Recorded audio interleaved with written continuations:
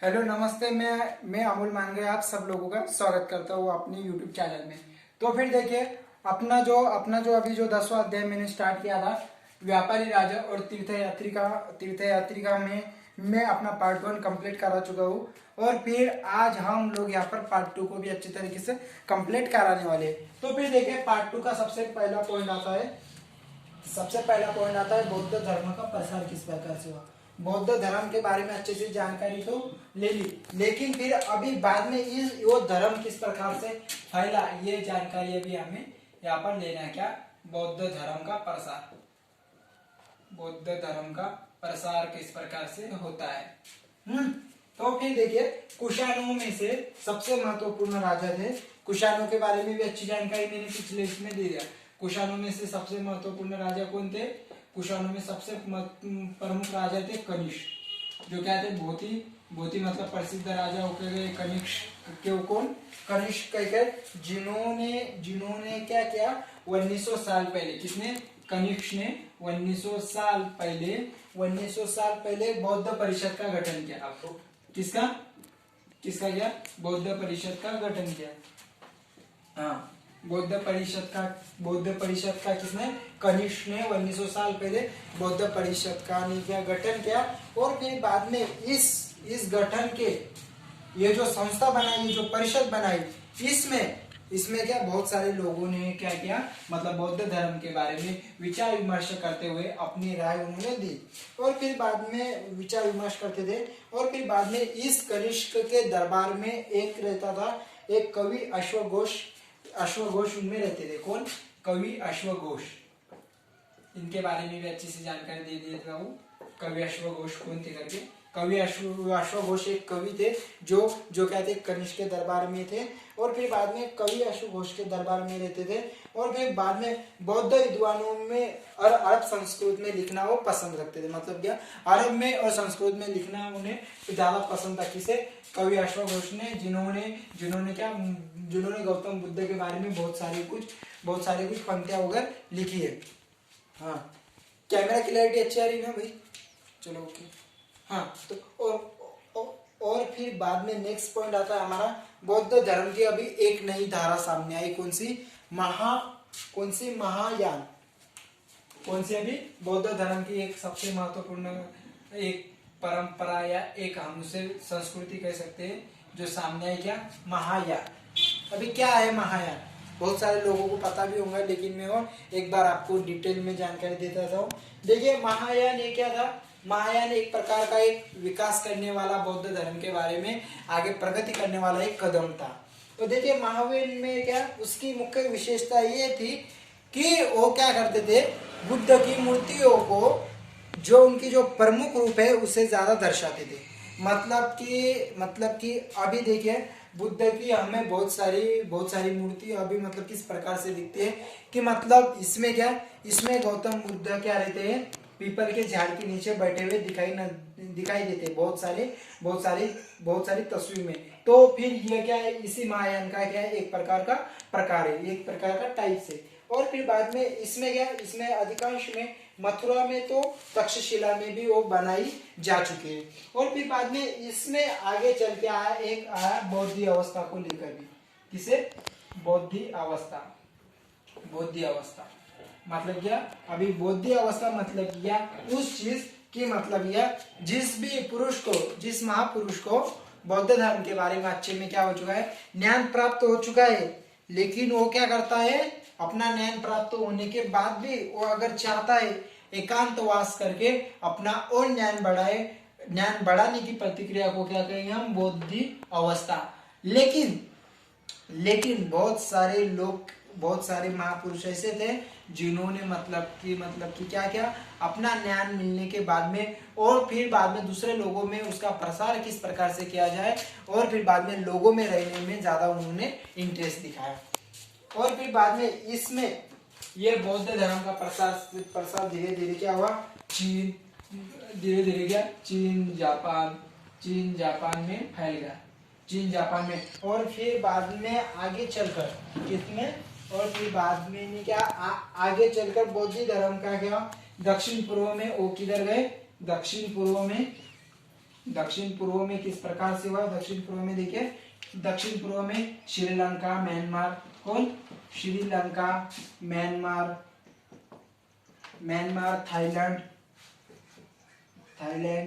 और मतलब ऐसे बहुत सारे देशों में क्या हो चुका था, बौद्ध धर्म अभी फैल चुका था, मतलब क्या बौद्ध धर्म का विस्तार हो चुका था। और फिर बाद में ये पॉइंट होने के बाद में नेक्स्ट पॉइंट आता है, अगला पॉइंट जो है वो पॉइंट आता है हमारा, उसे सबसे पहले रब करना पड़ेगा। अगला पॉइंट हमें ये देखना है कि अभी मतलब बाहरी देश से कुछ क्या आए थे, कुछ अभी तीर्थयात्री आए थे। देखिए मतलब कि हमारे पाठ का शीर्षक क्या है, व्यापारी, राजा और तीर्थयात्री। तो मतलब हमने अभी क्या किया, सबसे स्टार्टिंग में मैंने आप लोगों को व्यापारी के बारे में अच्छे से समझा, व्यापारी के बाद में बहुत सारे कुछ दिखा, देखिए हमने बहुत सारे कुछ राजाओं की इंफॉर्मेशन ली, और फिर बाद में अभी इन राजाओं के बाद में अभी हमें यात्रा लेनी है, जानकारी लेनी है तीर्थ यात्रियों की। तो फिर क्या, तो बहुत सारे लोग क्या आ रहे थे, तीर्थ की यात्रा पे आ रहे थे, बौद्ध तीर्थ यात्री का। तो इनमें सबसे पहले आने वाला चीनी बंदा था, वो था फाशियन। कौन, फाशियन के बाद में दूसरा आया श्वेनसांग। दूसरा कौन आया, श्वेनसांग। फिर आया इत्सिंग। इस प्रकार से तीन बंदे क्या थे, इस प्रकार से तीन तीर्थयात्री सबसे प्रमुख माने जाते, जो क्या थे, महत्वपूर्ण थे। और फिर बाद में देखिए इनके बारे में अभी थोड़ा सा इन डिटेल में जानकारी लेंगे। तो फिर बाद में ये करीब क्या, फाशियन करीब कितने पूर्व आया, फाशियन करीब क्या 1600 वर्ष पूर्व आया। कब, 1600 वर्ष पूर्व आया। और फिर बाद में श्वेनसांग, उसके बाद में श्वेनसांग आया 1400 साल पूर्व। उस 1600 साल होने के बाद उसके 1600 साल बाद कौन आया, उसके 1600 साल श्वेनसांग आया। और फिर बाद में उसके 50 साल के बाद कौन आया, इत्सिंग आया। इस प्रकार से फिर वो तीर्थयात्री अभी क्या करते थे, भारत में आते थे, बौद्ध विहार किधर है, कि किस प्रकार में क्या है, सारी जानकारी लेकर जाते थे। और फिर बाद में इनमें तीर्थयात्रियों ने अपने यात्रा का वर्णन भी बहुत सारी अच्छी मात्रा में उन्होंने लिखा है। और फिर बाद में देखिए, और फिर बाद में आगे जब ये जो श्वेनसांग था हमारा, जो श्वेनसांग था, कौन, श्वेनसांग जब भारत से उसके देश में लौटा, चीन में, तो वो लौटते समय भी कैसे गया, तो फिर देखिए वो भूभाग से गया, किससे, भूमार्ग से हो गया, भूमार्ग से गया। और वो कहां से गया, वो उत्तर पश्चिम और मध्य एशिया से गया। इसमें उत्तर पश्चिम और मध्य एशिया से गया, मध्य एशिया से वो क्या गया, रिटर्न में चलेगा। कौन, श्वेनसांग भूमार्ग से उत्तर पश्चिम और मध्य एशिया से अपने देश लौटा। और वो जाते समय क्या, उसने 600 से ज्यादा पांडुलिपियां लेके जा रहा था। कितने, 600 से ज्यादा। लेकिन वो अपने साथ केवल कितने ले पाया, 20 घोड़ों पर लाद कर लेके जा रहा था। लेकिन इसमें से 50 पांडुलिपियां उसमें से खो गई, और इस 600 में से क्या हुई, इसकी 50 पांडुलिपियां खो गई जाते जाते। मतलब किस प्रकार से खो गई, क्योंकि उसकी जो नाव थी, क्योंकि वो क्या जा रहा था, समुद्री मार्ग से जा रहा था। तो फिर ये नाव पानी में पलटी हो गई थी। लेकिन क्या हुआ, लेकिन क्या हुआ, वो तो मतलब अच्छी मात्रा में बच गया। लेकिन उसकी 50 पांडुलिपियां क्या हो गई, खो गई। और फिर बाद में 50 पांडुलिपियां खोने के बाद उसके बाकी के जितने कुछ पांडुलिपियां बची थी, उसे वो जाने के बाद, अपने देश में जाने के बाद, उन 550 के ऊपर उसने मतलब बहुत सारी कुछ स्टडी किया। उसका अनुवाद संस्कृत में से चीनी में, उसका अंग्रेजी में उसका अनुवाद किया, और बहुत सारे लोगों तक उसने जानकारी फैलाई। और फिर बाद में अगला पॉइंट आता है आज का हमारा लास्ट वन पॉइंट। तो इस बार में ये तीर्थयात्रियों में इनकी अच्छी से जानकारी हमें दे चुका हुआ आप लोगों को। फिर अभी आगे आता है बौद्ध धर्म तो हो गया। अभी भक्ति की मतलब क्या, अभी हिंदू धर्म की जो भक्ति वगैरह रहती थी, अभी इस भक्ति का भी मार्ग किस प्रकार से सामने आया, भक्ति का भी प्रसार किस प्रकार से हुआ, देवी देवताओं किस प्रकार से प्रसिद्ध हुए और देवी देवताओं को इतना क्यों माना जाता है, अब ये चीज अभी हमें देखना है। मतलब क्या, भक्ति की शुरुआत कहाँ से होती है, किसकी, भक्ति की शुरुआत। ओके गाइस, भक्ति की शुरुआत, सही पॉइंट है, भक्ति की शुरुआत।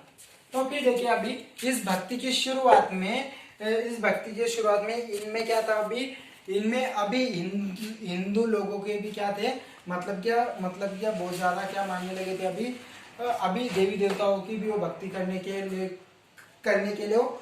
लिए वो मतलब मानने लग गए थे, और फिर बाद में इस भक्ति की शुरुआत के बाद में इनमें क्या था, इनमें शिव विष्णु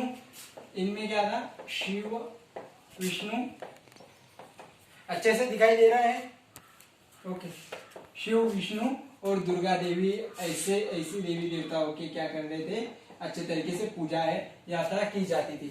और फिर बाद में इसमें अच्छी तरीके से पूजा की जाती थी, और इन देवी देवताओं की पूजा को क्या कहा जाता था, भक्ति परंपरा। उसी के माध्यम से उसे ही मतलब क्या, किसी भी देवी देवताओं के बारे में श्रद्धा रखना, उसी को हम क्या कहेंगे, उसी का हम भक्ति परंपरा कहेंगे। अगर आप लोग भी अगर मतलब या किसी भगवान के ऊपर भरोसा रखते हो या किसी भगवान के ऊपर श्रद्धा रखते हो, ये आपकी एक प्रकार की क्या है, ये आपकी एक प्रकार की श्रद्धा है, और फिर वो एक प्रकार की आपकी भक्ति है। और फिर बाद में देखिए हिंदू मार्ग की चर्चा में उन्होंने हिंदू धर्म की चर्चा बहुत सारे उनके जो है प्रमुख गीता भगवत गीता में दिखाई देता है। किसमें, भगवत गीता में। और भगवत गीता जो आधारित है वो आधारित है महाभारत पर। हाँ, भगवत गीता महाभारत का एक क्या है, हिस्सा है। किसका, महाभारत का एक वो हिस्सा है, जिसके बारे में हम जानेंगे अगले अध्यायों में।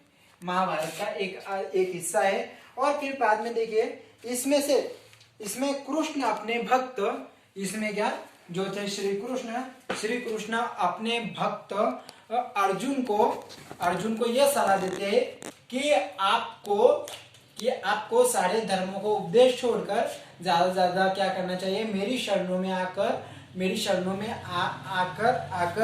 आपको मतलब कि क्या आपकी गलती का एहसास वगैरह करके आपको मतलब उसका पश्चाताप करना चाहिए। क्योंकि देखिए क्योंकि क्या था, क्योंकि अर्जुन को क्योंकि मतलब कि क्या अर्जुन को सारे के सारे मतलब कि क्या बुरे कर्मों से या मतलब अच्छे कर्मों से कोई कुछ छुटकारा देना चाहता था, तो फिर वो सिर्फ क्या थे, श्री कृष्ण ही थे। जो भी कुछ मतलब महाभारत वगैरह देखते हैं, जो भी कुछ स्टूडेंट्स, उनमें मतलब अच्छी तरीके से जानकारी होंगी इस बारे में। और फिर बाद में यह इस मार्ग का भक्ति मार्ग अपनाने वालों का मानना था कि अगर आराध्य देवी देवताओं के सच्चे मन से पूजा की जाए तो मतलब यही क्या हमारी एक प्रकार की भक्ति परंपरा। बस आपकी अपनी बुक में यही दिया है, और मैं आप लोगों को यह बात पहले से अच्छे तरीके से समझा चुका हूँ। तो फिर मतलब इस तरीके से गाइस ये चैप्टर मतलब आखिरकार मैंने कंप्लीट करा ही दिया। बहुत बड़ा चैप्टर था यार।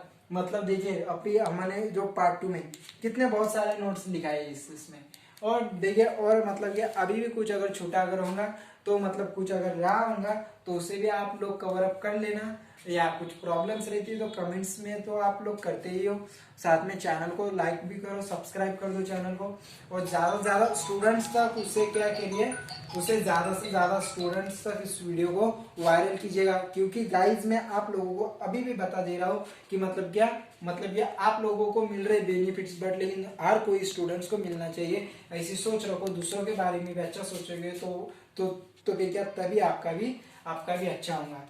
सो गाइज, तो आपकी प्रिपरेशन में ऐसे ही लगे रहो। मैं अमोल मानगरे आप लोगों के साथ हमेशा हूँ। आप लोगों के प्रिपरेशन में हमेशा के लिए मैं इन्हीं का सपोर्ट करूंगा। सिर्फ आप लोग भी क्या कीजिएगा, सच्चे मन से सच्चे दिल से प्रिपरेशन कीजिएगा, स्ट्रगल कीजिएगा, क्योंकि struggle is the most important in your life. चलिए सो गाइस मैं फिर अभी अपना 11वां मतलब या 11th नंबर का जो चैप्टर रहेगा वो लेकर बहुत ही जल्द उठूंगा। तब तक की मैं आप लोगों से अनुमति चाहता हूँ।